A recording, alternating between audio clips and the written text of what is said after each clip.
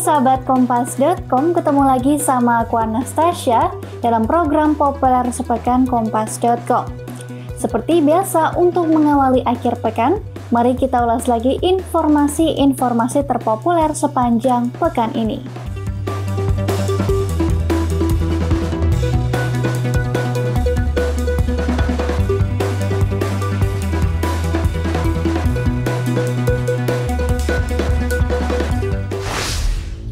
Populer sepekan kali ini kita awali dengan kasus yang menjerat mantan Kadif Propam Polri Irjen Pol Verdi Sambo. Setelah ditetapkan menjadi tersangka pembunuhan Brigadir Nofriansyah Yosua Huta Barat, Sambo juga diduga melakukan suap. Kasus dugaan suap ini merupakan rangkaian upaya Verdi Sambo untuk menutupi fakta pembunuhan Brigadir Yosua. Verdi Sambo diduga mencoba menyuap dua pihak. Mereka adalah Baradae dan Lembaga Perlindungan Saksi dan Korban atau LPSK. Baradae dijanjikan uang 1 miliar rupiah, sedangkan LPSK diberikan amplop tebal agar LPSK memberikan perlindungan bagi istri Irjen Verdi Sambo. Di sisi lain, Komisi Pemberantasan Korupsi atau KPK akan menindaklanjuti laporan dugaan suap yang dilakukan oleh bekas Kepala Divisi Profesi dan Pengamanan, Inspektur Jenderal Verdi Sambo.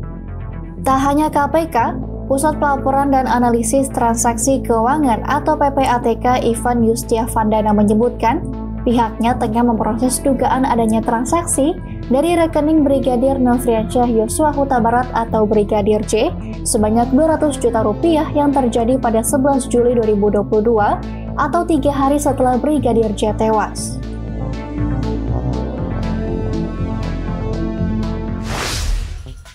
Kabar berikutnya terkait Kejaksaan Agung atau Kejagung yang menahan buron kasus korupsi sekaligus bos PT Duta Palma Group Surya Darmadi. Penahanan dilakukan setelah tim Kejaksaan Agung melakukan pemeriksaan terhadap tersangka.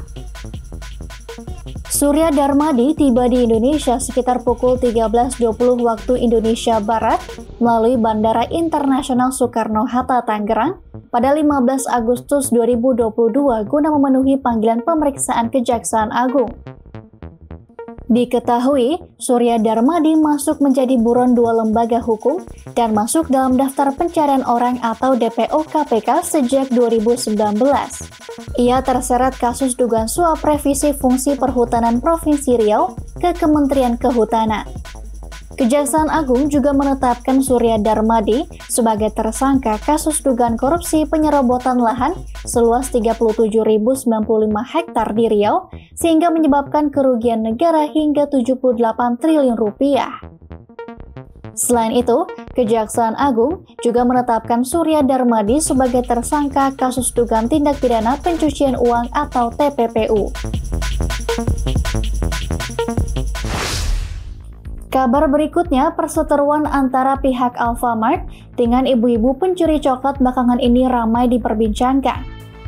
Ibu-ibu pencuri coklat tersebut yang diketahui bernama Mariana mengancam akan menyeret salah satu pegawai Alfamart ke meja hijau dengan ancaman undang-undang ITE. Langkah ini dilakukan lantaran Mariana tidak terima karyawan merekam saat dirinya ketahuan mencuri coklat dari minimarket tersebut. Meski kedua belah pihak telah menyiapkan pengacara masing-masing, mereka sepakat untuk mengakhiri kasus ini dengan damai.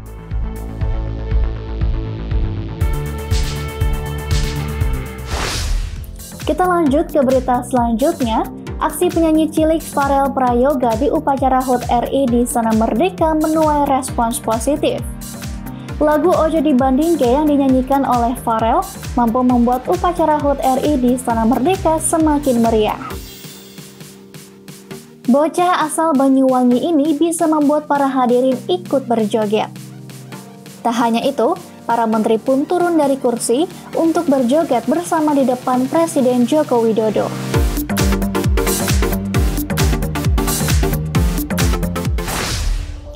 Sorotan selanjutnya, Brigadir Jenderal atau Brigjen NA, seorang perwira tinggi TNI diduga melakukan penembakan terhadap sejumlah kucing. Penembakan tersebut menggunakan senapan angin milik pribadi di lingkungan Sekolah Staf dan Komando atau Sesko TNI Bandung, Jawa Barat pada Selasa 16 Agustus 2022. Alasan Brigjen NA menembaki kucing-kucing adalah demi menjaga kebersihan dan kenyamanan di lingkungan tempat tinggal dan tempat makan para perwira siswa Sesko TNI. Kini, tim hukum TNI sedang menindaklanjuti proses hukum berikutnya terhadap Brigjen TNI NA dikarenakan yang bersangkutan diduga melanggar pasal 66 Undang-Undang Nomor 18 Tahun 2009 tentang Peternakan dan Kesehatan Hewan.